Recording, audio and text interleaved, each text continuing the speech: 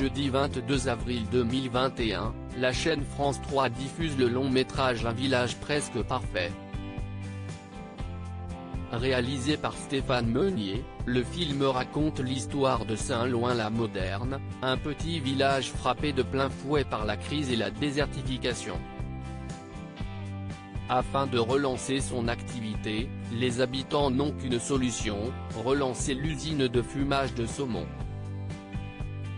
Seulement voilà, les assurances exigent la présence d'un médecin à demeure.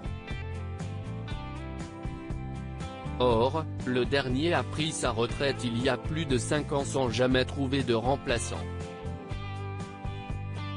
Derrière Germain, leur maire bourru mais charismatique, les habitants vont alors tout faire pour convaincre le très parisien Dr Maxime Meyer que le bonheur se trouve à Saint-Loin-la-Moderne.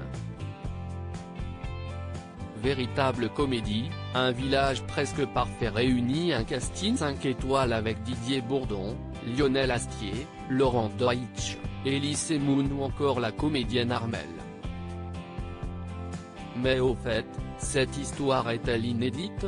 Eh bien non. En réalité, il s'agit d'un remake du film canadien La Grande Séduction de Jean-François Pouliot. Comme le précise Allociné, il aura fallu 7 ans pour que le réalisateur cède les droits à Jamel Bensalah, le producteur.